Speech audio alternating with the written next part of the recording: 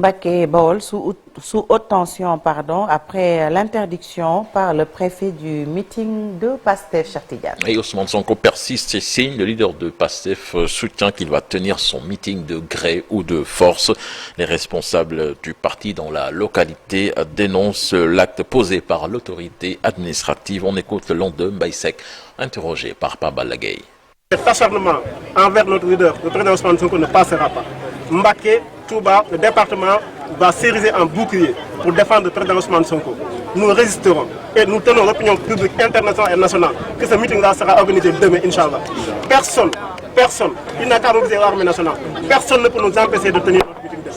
Le président Ousmane Sonko va venir demain ici. Il va être accueilli comme un héros, comme d'habitude. Nous sommes fin prêts pour tenir notre meeting. Quoi qu'il adviendra.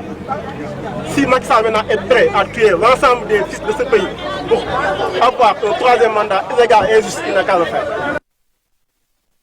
Et puis aux dernières nouvelles, Serigne Cheikh Thioro Mbacké et compagnie ont été libérés après leur arrestation dans la journée.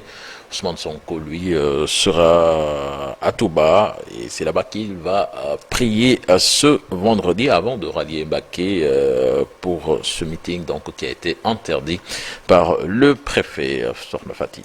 Politique toujours avec ce message ambigu d'Idrissa Seck qui conseille une sortie honorable au président Macky Sall. Entre les lignes, on peut lire clairement que le leader du parti Rewmi conseille au chef de l'État de ne pas tenter un troisième mandat, non sans magnifier son bilan à la tête du pays. Je vous propose de l'écouter. Il me reste à présent pour conclure, Monsieur le Président de la République, d'adresser une prière à votre endroit. Qu'il plaise au Seigneur des mondes de continuer à raffermir vos pas, à dilater votre poitrine pour que vous acceptiez toutes les critiques, celles qui sont contributives comme celles qui sont abusivement injustifiées. C'est une des exigences du leadership et vous en êtes un remarquable. Qu'il continue d'apaiser votre cœur, de fortifier votre esprit pour que les choix futurs que vous aurez à faire puissent vous valoir un parachèvement de votre parcours déjà exceptionnel d'une telle beauté qu'il n'y aura pas d'autre choix que de vous garantir, après une longue et heureuse vie auprès des vôtres, une mention honorable sur les langues de la postérité. Restons avec cette tournée économique du chef de l'État. Le président Macky Sall annonce, Cheikh Tidiane, 1500 milliards pour un programme d'investissement prioritaire à la Cité du Rail. Et le chef de l'État veut en faire 20 axes prioritaires pour le développement de la région de Thiès. Plusieurs projets ont été annoncés. Les détails dans cette correspondance signée Cheikh Anta Diop et Seyla Tir. Le président Macky Sall, après avoir écouté les intervenants, a pris bonne note. Il tire ici les conclusions et dégage des axes pour un programme d'investissement prioritaire. Environ de 1500 milliards pour le programme d'investissement prioritaire de Thiès dans la séquence 2023-2025. Ce sont là, mesdames et messieurs, les décisions majeures que nous pouvons arrêter. Le chef de l'État se dit optimiste. Il compte même accélérer la cadence pour le développement de la région de Thiès d'ici 2025. Il s'agit d'accélérer le développement de la pêche et de l'économie maritime avec la réalisation du port de Ndayane. Il s'agira de renforcer la région de Thiès en tant que pôle scolaire et universitaire de référence internationale, avec l'université Iba Der Thiam et la réalisation de l'hôpital de Mbour et l'hôpital de Thiès de niveau 3. La réalisation dans les délais de l'autoroute Thiès-Tivaouane, Saint-Louis, mais aussi Diogombor en passant par Fass Boye, qui sont prévus dans le cadre du programme spécial de désenclavement et du projet d'amélioration de la connectivité dans les zones de production agricole. Faire de Thiès une ville neuve, c'est la préoccupation du chef de l'État. La nouvelle ville nouvelle de Thiès, à l'ouest de la nouvelle bretelle qui est en construction, qui relie la ville de Thiès à l'autoroute, la Touba. Donc, tout ce qui est à l'ouest, qui va jusqu'à la cimenterie des ciments d'Afrique.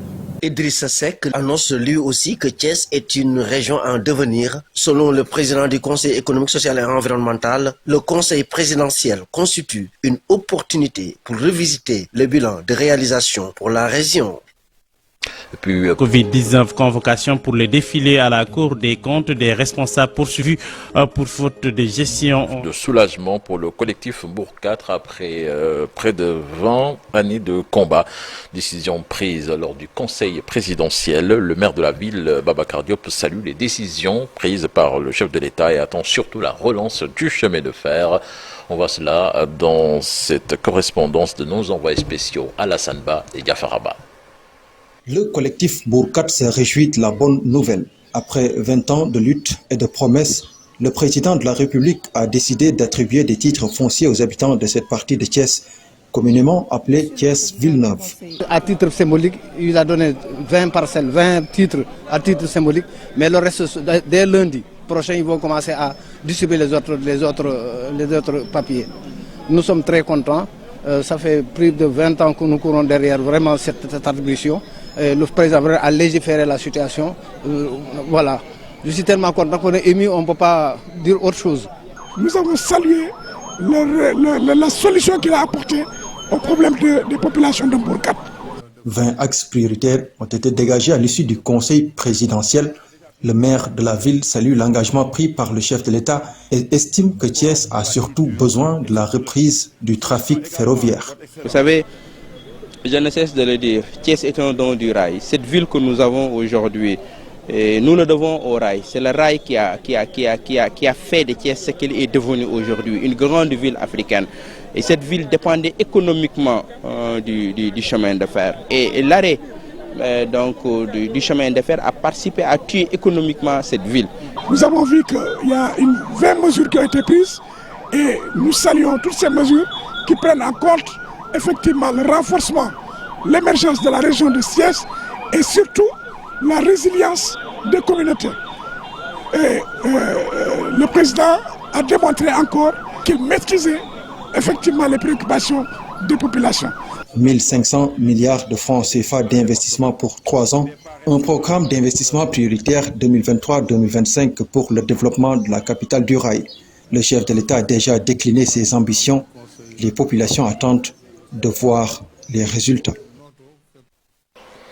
Et puis Mamboy Diao, nouveau directeur de la Caisse des dépôts et consignations, il remplace à ce poste Cherba. Décision prise hier en Conseil des ministres. Beaucoup d'autres décisions également ont été prises à l'image de Mamadou Gueye, président de la SPIKIN, qui va remplacer le maire de Kolda à la direction des domaines. Le directeur des impôts et domaines également démis de ses fonctions, Bassirou Sambagnas, remplacé par Abdoulaye Diagne, inspecteur des domaines. Autre décision également qui a été prise hier en Conseil des ministres, M. Abdoulaziz Kébé, délégué général au pèlerinage de la Mecque, a été également remplacé par M. Aboubakar Sarr. Et puis, en mode culture, pour finir, avec le festival Dakar Musique Expo qui s'est ouvert cette nuit avec les premiers concerts à l'Institut français Léopold Sédar Senghor de Dakar. C'est du 9 au 11 février, selon le fondateur Doudou Sarr. Pour rappel, Youssou N'Dour est le parrain de ce festival Dakar Musique Expo. Certainement, nous y reviendrons dans nos prochaines éditions, Fatidia. Merci beaucoup, cher Tidiane. Prochain rendez-vous d'information pour l'actualité nationale, ce sera aux alentours de 7h10, 7h15. Tout de suite, la page internationale.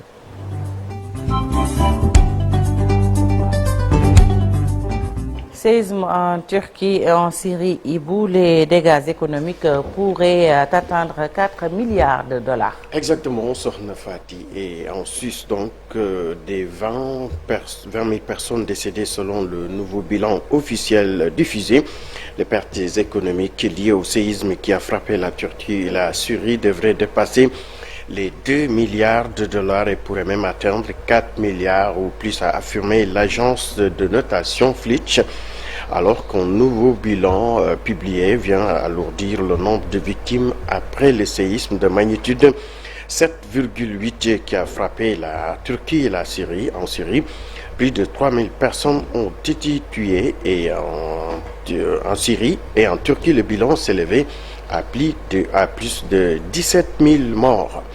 Séisme toujours en Turquie, la Banque mondiale annonce une aide de 1 milliard 780 millions de dollars dans le détail.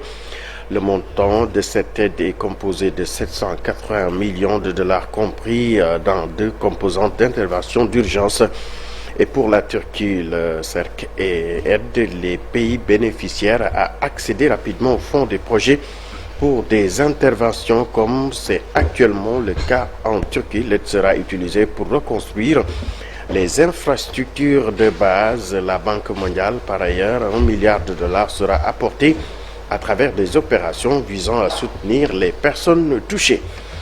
La Corée du Nord dévoile une quantité record de missiles. Les dirigeants nord-coréens Kim Jong-un a supervisé donc une grande parade militaire durant laquelle a été dévoilée cette quantité record de missiles balistiques intercontinentaux. Selon le spécialiste du site NK News établi à Séoul, au moins 10 exemplaires du plus gros ICBM nord-coréen, le Watch 17, plus de véhicules apparemment conçus également pour transporter ces armes à combustible solide, ont été présentés au public. Relations russo-africaines après le Mali et la Mauritanie, le ministre russe des Affaires étrangères, Sergei Lavrov, s'est rendu au Soudan où il a loué les opérations du groupe paramilitaire Wagner. Il a aussi dû soutenir l'appel à lever les sanctions de l'ONU en frappant ce pays enlisé dans une crise économique. La visite de 48 heures de Sergei Lavrov au Soudan est une étape d'une tournée africaine. Après donc le Mali et la Mauritanie, elle s'inscrit dans la démarche de Moscou de renforcer son influence en Afrique. Nécrologie, Burt Bacharach, maître de la musique pop aux 500 chansons, est mort. Génie musical, il a composé les mélodies éternelles comme Don't Make Me Over ou Reason Keep Falling et lancé la carrière de la chanteuse John Warwick avec ses mélodies scintillantes comme du cristal. Burt Bacharach, mort à Los Angeles à l'âge de 94 ans, fut un des compositeurs qui ont le plus divisé dans la musique populaire. Pour ses contenteurs, souvent des intégristes du rock'n'roll, son nom est associé au easy listening qui renvoie à la musique d'ascenseur et des halls d'hôtels internationaux. Et pour terminer, Fati, un grand jour pour l'écrivain péruvien espagnol Mario Vargas Llosa, avec son entrée émouvante dans l'Académie française. Auteur d'une œuvre grandiose, essais, théâtre et plus d'une vingtaine de romans écrits en espagnol, le prix Nobel de littérature en 2010 est rentré chez les immortels de l'Académie française. Mario Vargas annonce donc son discours sous la coupole avec son épée et un costume brodé de Ramon Olivier, comme l'exige la tradition séculaire de l'institution. À 86 ans, le romancier fait figure d'exception, osant des plus vieux que l'âge limite pour postuler à l'Académie. Il est aussi le premier à y entrer sans jamais écrire un livre en français. Sokhna Fati. Merci beaucoup Ibou Diouf pour l'actualité internationale. Tout de suite, Café Presse, Café Court avec Chérif Dia.